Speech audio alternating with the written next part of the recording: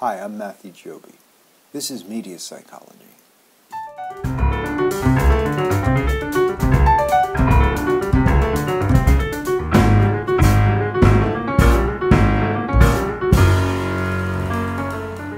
Hi, and this is our Media Psychology lecture on Media and Violence, Part 1.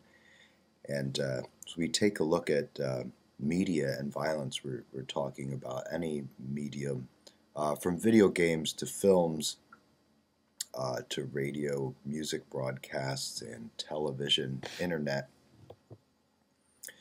We have instances of very tragic situations that take place in our culture. Some of the highlighted, three highlighted here just as examples are the James Holmes Batman shooter, who was a graduate student who went on a shooting spree in the Batman film in 2012.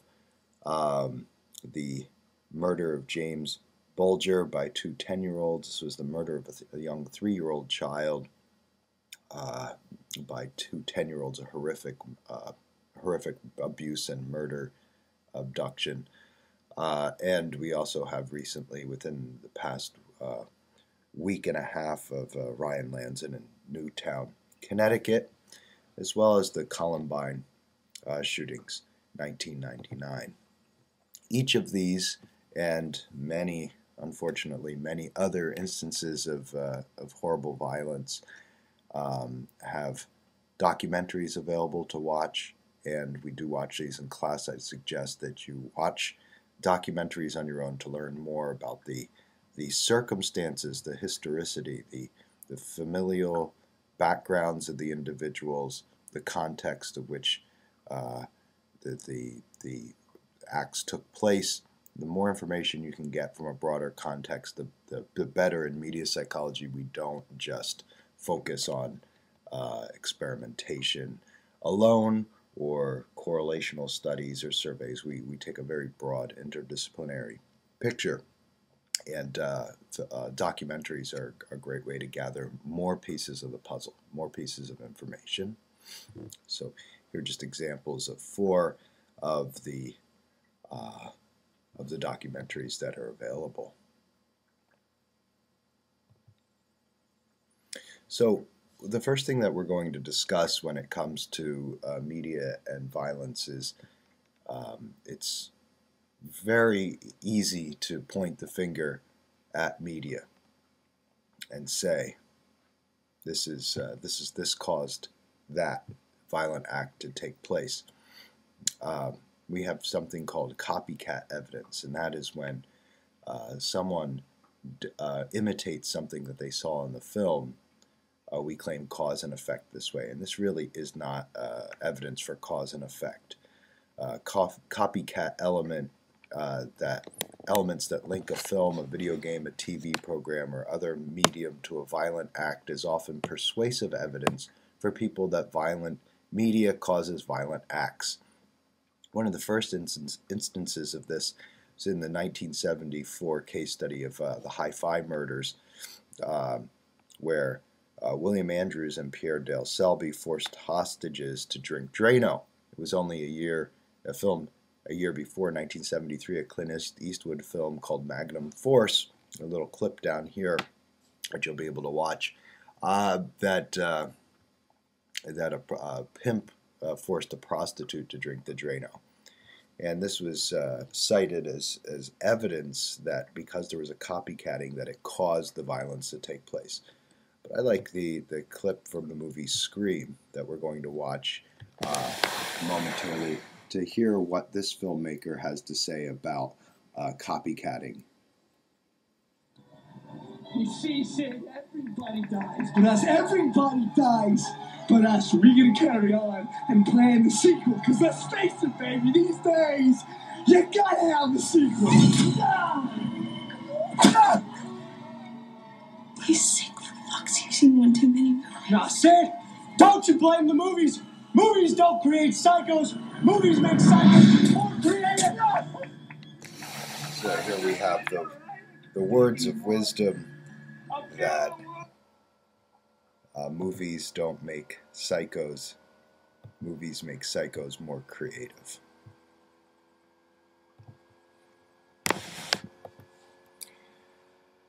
So does imitation indicate cause and effect? And according to Brewer, whose textbook Media Psychology we draw on greatly in this course, it could be argued that individuals that are likely to act aggressively for whatever reason repeat particular acts when inspired by the media. But the media is not responsible for the aggression per se. And of course, this is a historical question. Mary Whitehouse's National Viewers and Listeners Association in the 1960s took it upon themselves to rally against violent media, warn against the dangers of watching violent media, and today the American Psychological Association has taken this cause. The APA warns at the dangers of watching violent media. Again, this might be a little bit of a narrow way of approaching things. As we'll see, everyone is influenced by media in a different way. We can all see the same film, the same painting, which is a medium, painting, the same photograph, the same work of art in a museum. We all have different interactions with that. It's a participation. It's not a singular cause and effect relationship. And what we need to take into consideration is what the individual is bringing to the situation. Now, any of us can go to a film, and both the two individuals, three individuals, the more diverse the opinion. We sit, we watch the same film, and we come out with different messages, different meanings. We identify with different characters. Things are not as straightforward as a cause and effect billiard ball relationship. This is the idea that somehow human beings are governed like classical Newtonian mechanics. There's a convergence that occurs to cause an effect. It's not one cause. It's, as Freud called, an overdetermined group of causes. And the individual is an organism that comes between a stimulus and a response. So if we look at a billiard ball, classical Newtonian science, stimulus response, we approach, as some of psychology does, we approach the medium as the stimulus and the aggression as the response. And what we need to always take into consideration is William James' recommendation, which is that there's an organism that comes between stimulus and response. There's interpretation, there's participation in meaning making. As far as historically, 1971, Stanley Kubrick film adaptation of the book A Clockwork Orange caused outrage for its rape scene. And here's a look at that rape scene.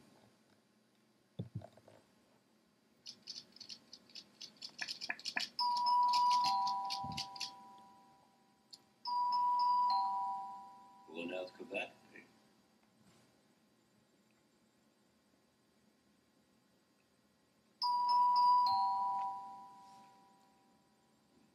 I'll go and see.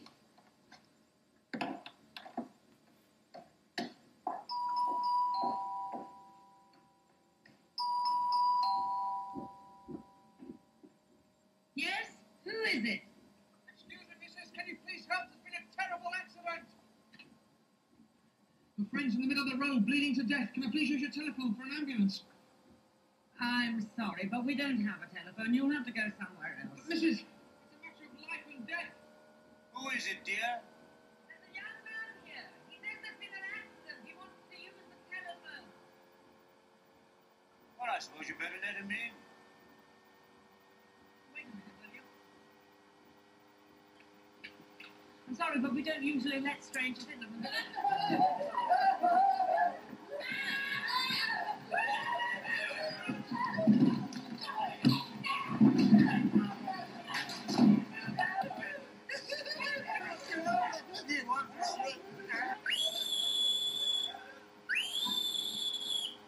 Check the rest of the house. Jane.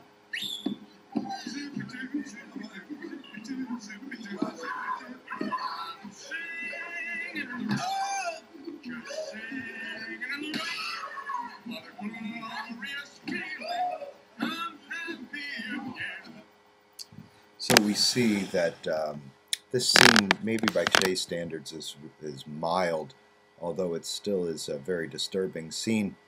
When the film was first released, there were so many copycat crimes that mimicked this scene of singing in the rain during a rape and while attacking an elderly couple. Scenes in the film that Stanley Kubrick demanded that the film be withdrawn from release. It wasn't until after his death in the year 2000 that the film was re-released, and there have not been any copycat crimes on this film since its re-release. Another film that is often cited, especially in the Bulger case, James Bulger case, is Child's Play 3. If we watch the trailer for Child's Play 3, the copycat connection was that blue paint was found on the body of James Bulger, the young boy, and that this doll Chucky in Child's Play 3 put blue paint on one of its victims, and the media found that this was reason to believe that the film made the two 10-year-olds do this. They did find a copy of the tape in their possession. This is another example of how copycat evidence becomes forcible in showing a cause and effect relationship in the popular mindset. It does not hold up, of course, in academic thought on the subject.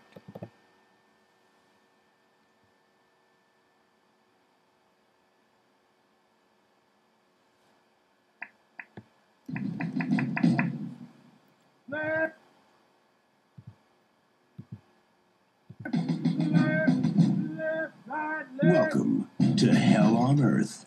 You are without a doubt the most pathetic thing I have ever seen. Oh! Strict discipline. You asshole.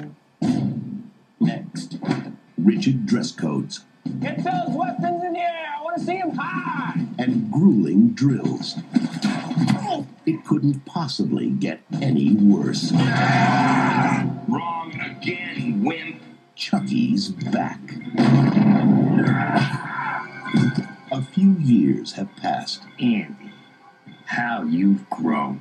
No, you're dead. We killed you. I'm new and improved. And this time, I really gotta get out of this body. he's looking for a new recruit. I got some fresh meat lined up, and I'm not gonna let you spoil it. Now, Just think. So here we have just a brief example of the trailer from this film. I think most adults watching this would realize how trivial and silly a film like this is. However, we are participants with the medium. Whatever these 10-year-olds, if they watched this film, there was no evidence that they actually watched it. If these 10-year-olds participated in watching this film, what symbolic meaning they put into this. I mean, I am just watching the trailer. I'm seeing themes of revenge and identification with this doll. Could be symbolic as reaction against authority, or as again symbolic gestures of revenge and domination. We have to look for themes when we're looking at media influence, and we also have to look for the individual's interaction with the medium. Simply looking at something and saying, well, blue paint was used in this victim and it was copycatted in the actual murder that took place, is a piece of information. It does not show cause and effect. It's a piece of information, and we have to treat it as such. So, moving on to the 1950s and the 1960s, and really what's considered to be one of the earlier experiments in aggression, modeled aggression, of Albert Bandura at Stanford University ran a series of studies, many different variations on the stimulus, to see if children would imitate what they see on film without instruction. And at this point, it's been documented that somewhere over 30,000 studies have replicated the general effect that when children see something on television or on film, any medium, they will repeat it. This is a little bit of Bandura speaking on his own research on modeling.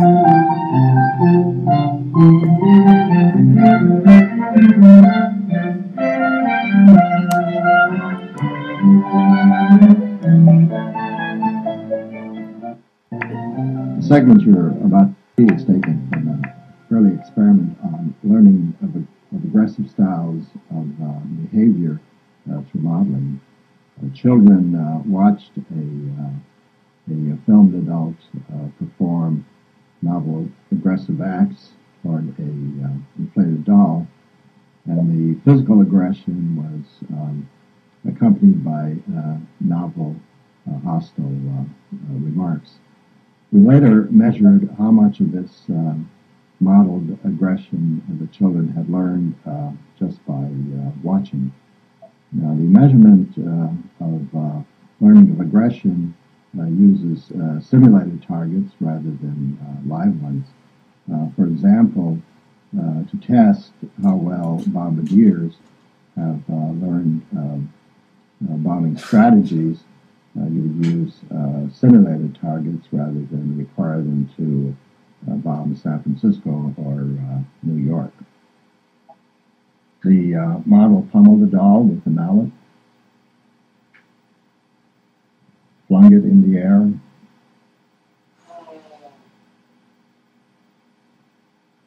kicked it repeatedly,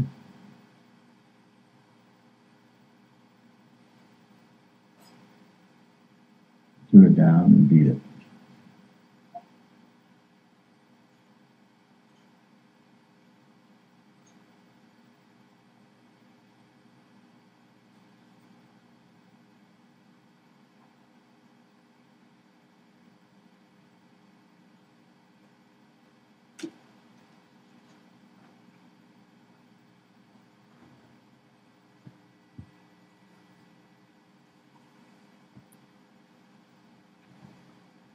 It was once widely believed that seeing others vent aggression would drain the viewer's aggressive drive. As you can see, exposure to aggressive modeling is hardly cathartic.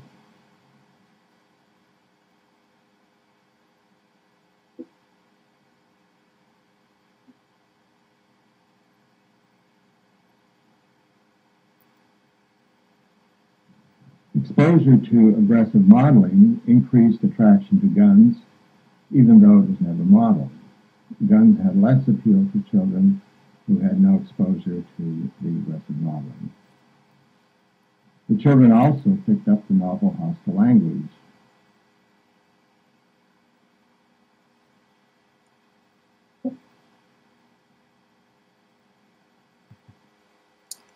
So as we see here, the series of the Bobo doll studies, the series of studies, children were subjected to watching an adult interact with a blow-up Bobo doll, and then put in the same situation, the same room as they saw in the video film, and they would replicate what they saw the adult model.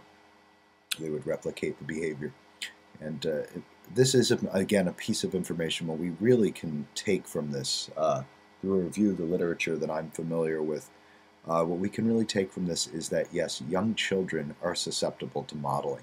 Modeling from adults, modeling from individuals they admire, and also modeling peers, their own age group, especially in uncertain or ambiguous situations.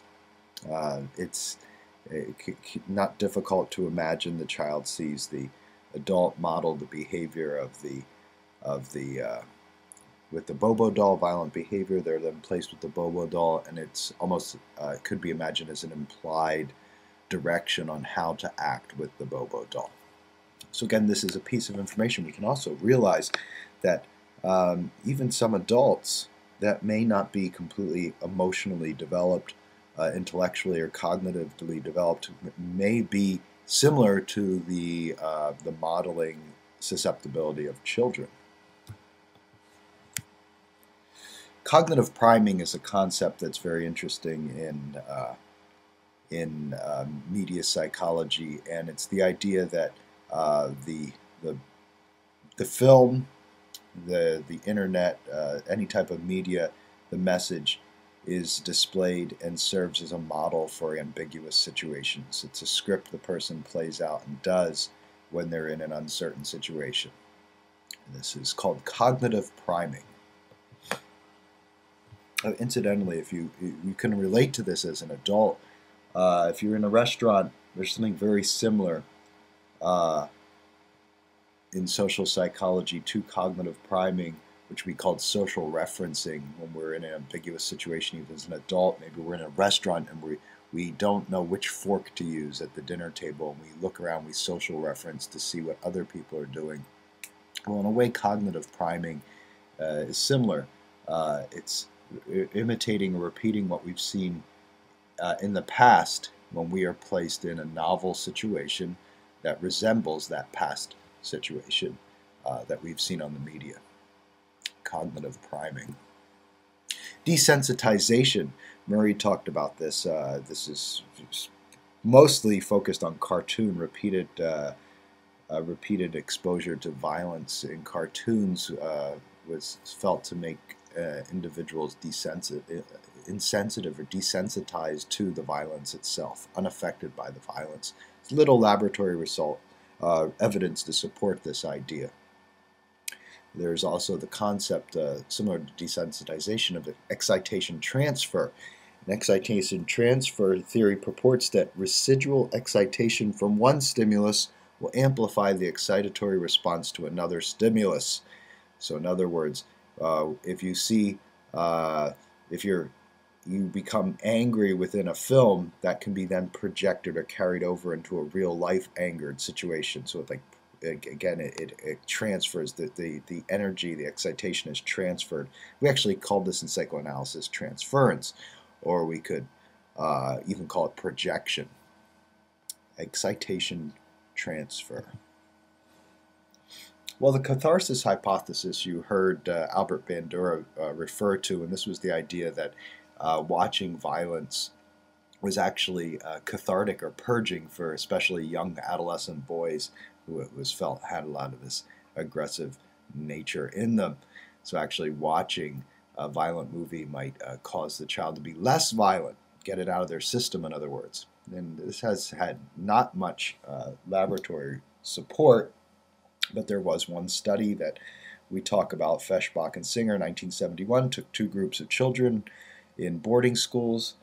One group of children over a 6-week period showed them violent media, the second group non-violent media, and at the end of 6 weeks, the groups that saw the non-violent media were actually had more incidences of violent actions.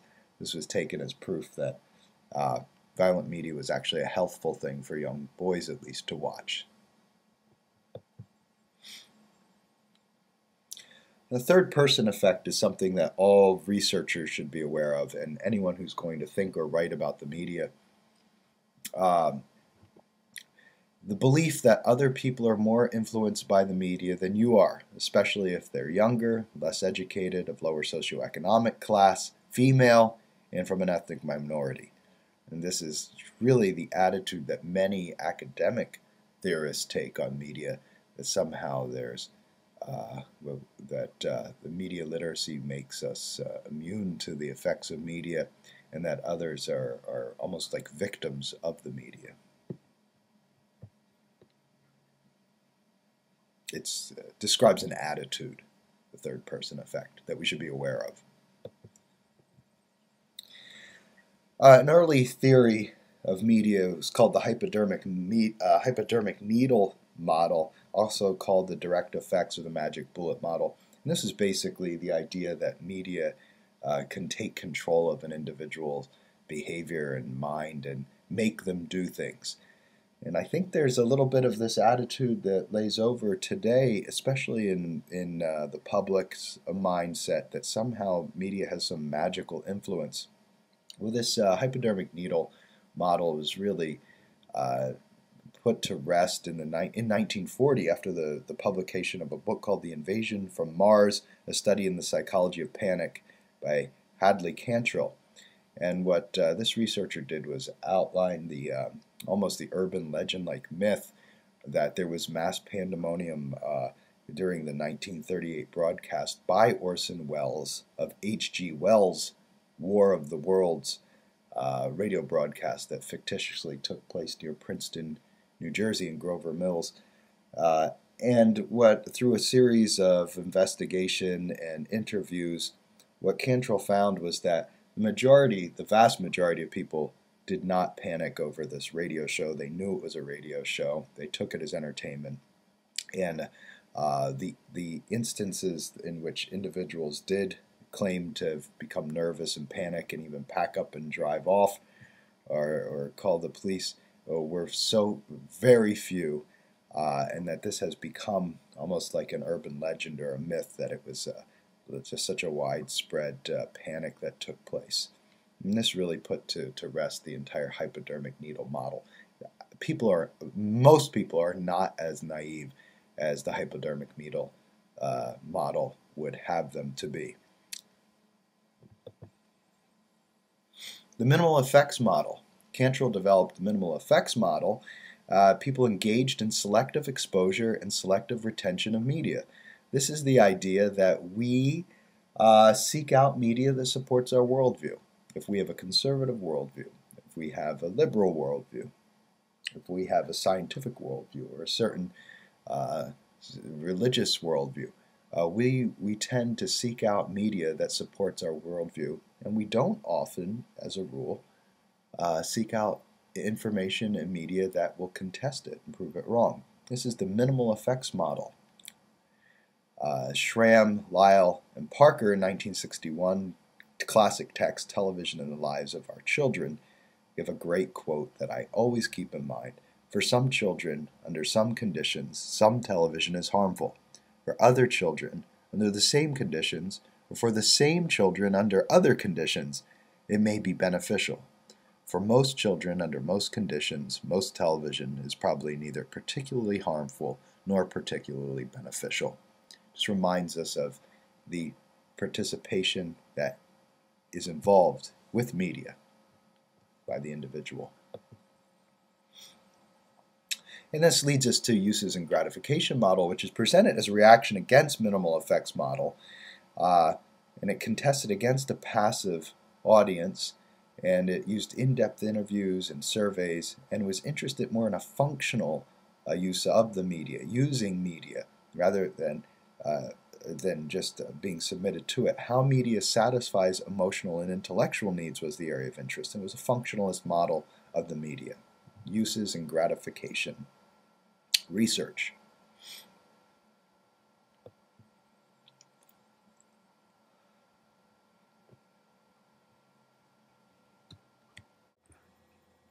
So we look at research on media and violence, and specifically we're going to be looking at content research, what is known as scientific evidence, so empirical, objective, measurable means of experimentation, correlational studies through cross-sectional and longitudinal research.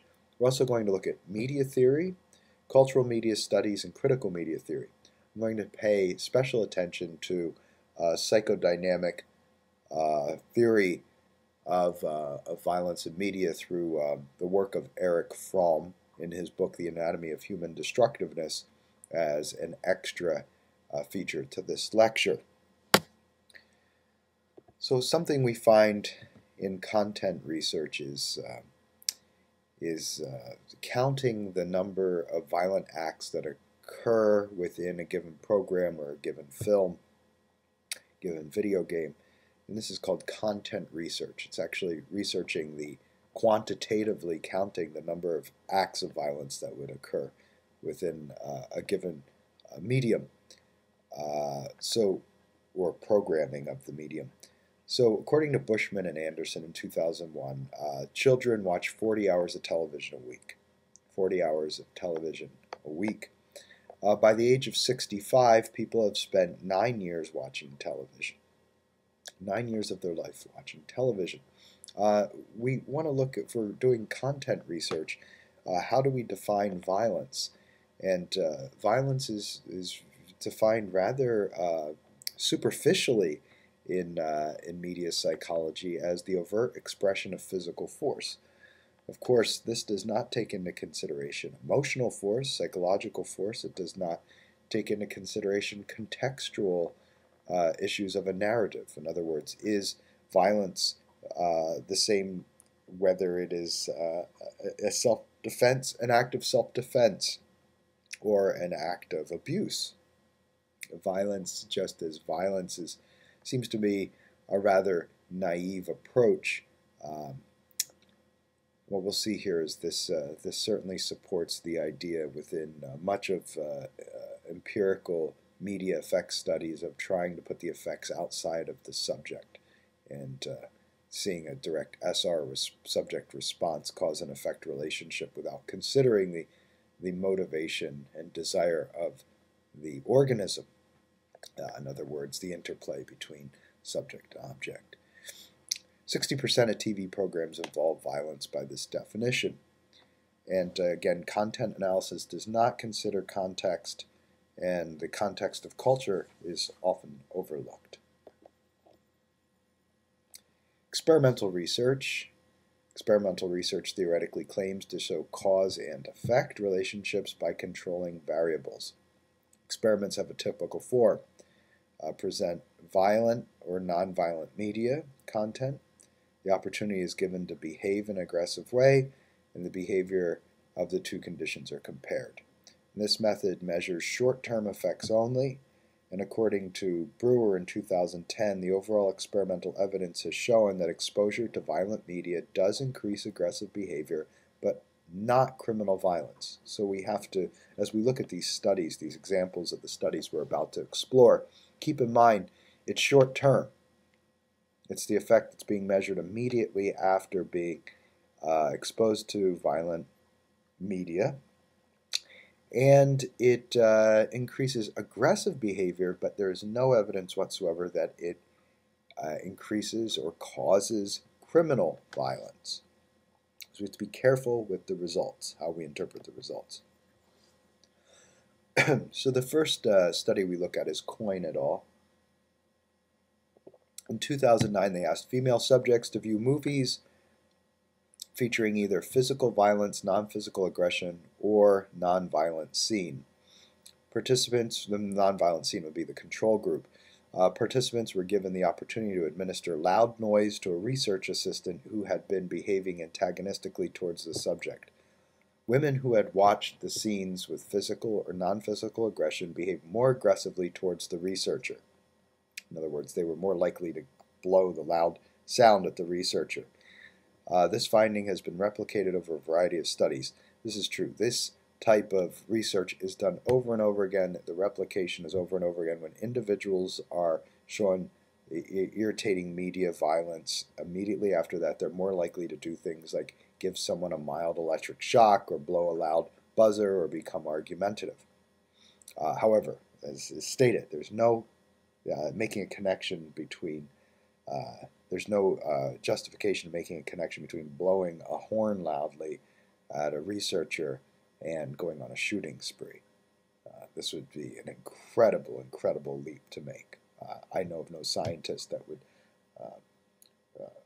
be conscientiously make that kind of a leap. It's a piece of evidence. Some research shows no effect on behavior by media violent content at all. The criticisms is a shallow measure of aggression. It's only short term, and it's an unsophisticated analogy between aggressive act and violent aggression. Kywitz and Weaver in 2001 exposed men and women to either violent or non-violent movie. Participants were asked to respond to 4 written scenarios describing violent conflicts such as domestic violence. Participants that had watched the non-violent films were more callous and hostile than those who viewed the violent film. Now, this is very curious findings. The laboratory measures of aggression are not relevant to real life. is a criticism here, and measures of aggression have little in common with violent acts. So we can see that the research is really sometimes conflicting in its results. Joy, Kimball, and Zimbrack in 1986, example of natural or field experiment typical of social psychology. So this would be an experiment that takes place in the natural environment rather than in a laboratory, compared Canadian towns that were exposed to one or multiple television stations as they first received television. An increase in aggression occurred in towns that introduced television that had previously not had television. So they introduced television into the town, and aggression increased over the town over the course of a year. Centerwall in 1989 investigated the introduction of TV by comparing homicide rates in Canada, the US, and South Africa, and found a 90% increase in death by homicide in the 10 to 15 years after the introduction of television. Of course, this is not cause and effect. This is simply a correlational study. And types of violence and effect size. So we have the effect size of from Paik and Comstock in 1994 did a meta-analysis and found a 1.21 effect size of the effect of violence from cartoons, which was the strongest effect. Cartoons seemed to build the greatest reaction towards participants. Violent cartoons. The Bobo doll study style demonstrations come next. Pornography, sports, action adventure, news, and finally westerns. News is actually the most realistic of all of these, and one of the lowest effects. News violence is often much more realistic than the other more fantastical ones, especially cartoons. Cross-sectional study. So a cross-sectional study, as we looked at in a previous lecture, takes one age cohort and examines it separately from other age cohorts. So it examines the extent to which individuals are exposed to violent media in the natural environment as ecological validity. In other words, it's very true to real-life experience, ecological validity. And repeated cross-sectional studies show a positive correlation between violent television and violent actions. Over time, both increase. Again, this is a correlation study, and correlations do not show causation, show relationship. Kramer in 2011, German adolescents recruited and asked to report on the frequency of exposure, so this is a self-report, to aggressive movies, video games, and television, measured the participants' acceptance of aggression in a hypothetical scenario, and were rated by their teachers in aggression, and the amount of exposure to violent media predicted violent behavior. Again, a correlational prediction, which can be useful in society and culture, but not a cause and effect relationship at all. Look at longitudinal research. This is looking at the same subject over a long period of time, or the same subjects over a long period of time. Participants are assessed over a period of time, real-life aggression. Lefkowitz in 1977, preference for violent media, age 8, predicts aggression at age 19. The child at age 8 that shows a preference for violent media can predict aggressive behavior at the age of 19 years old. Huseman in 1986, early television preferences predicted number and seriousness of convictions at age 30. And Johnson et al., 2002, greater amount of aggressive acts, robberies, and assaults, the greater amount of TV watched during adolescence. So this is all cited in Gail Brewer's book, 2011, Media Psychology. So it's important to remember about this is that it's not necessarily watching the violent television or media as a child that causes the behavior. It's correlated with. For some reason, people who are becoming aggressive in adulthood tend to prefer aggressive programming as children, are drawn to this. It could be a third term that's involved with this, a biological desire for aggression, or maybe something that's happened in the individual's life that puts them in an orientation towards this sort of activity, action, aggressive media, and aggressive acts. It's not cause and effect. It's simply correlation. There's a relationship. Media is not a random, artificially constructed stimulus without a broader narrative. So looking at the context of media. Violence occurs within a narrative or a context. It shifts its moral, ethical, and semantic significance. So in other words, as we stated before, something to always keep in mind that is overlooked and neglected within experimental laboratory research often is that violence takes on meaning depending on the context of the violence. So another consideration to take is the characteristics of the viewer. Young children have been found to be the most susceptible to media influence. Young children are susceptible to media influence. Childhood exposure to violent media and aggression are positively correlated. So in other words, children who were exposed to violent media often become aggressive. It does not mean violent media causes aggression. It means that one can predict the occurrence of the other. If you have a child who's aggressive, more than likely you will find that they are consumers of violent media. If you see someone who is a consumer of violent media, it can be predicted, not 100%, but it can be very accurately predicted that that individual has more acts of aggression. Young children find it difficult to distinguish between fantasy and reality, whether this be repetitive 24-hour news cycle of seeing the same newsreel over and over again, and they cannot process that this is the same situation taking place in isolation, just rebroadcast, rather than this trauma occurring over and over again. To fantasy films and horror films, children cannot distinguish between fantasy and reality. And people who are generally aggressive seem to be more influenced by aggressive media. So in other words, if you have an aggressive tendency, if you have someone who has an aggressive tendency, anger issue, paranoia, antisocial, lack of empathy, these individuals tend to be more influenceable, more easily influenced by aggressive media. We also use surveys. Laboratory-based research ignores actual media experiences of the individual, so researchers have tracked media use and aggressive behavior over 20 years using surveys. The Huseman measured TV preferences for 500 American children ages 6 to 10. Then as we saw before, they followed up with the same group in their 20s, and aggressive behavior in later life was significantly correlated again with violent TV preferences in youth.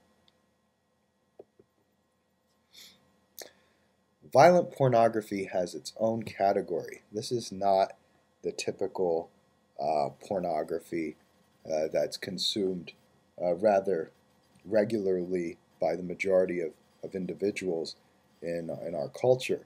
Violent pornography is something that involves rape, forced sex, so material developed, selected, and consumed in order to sexually arouse the viewer is what pornography is, how pornography is defined in media psychology. And it's found that 86% of men sampled or viewed porn over the previous month, 25% viewed rape porn, and 36% viewed porn containing forced sex. There's a lot of research has found a high correlation between individuals who commit sexually violent crimes and the consumption of violent pornography.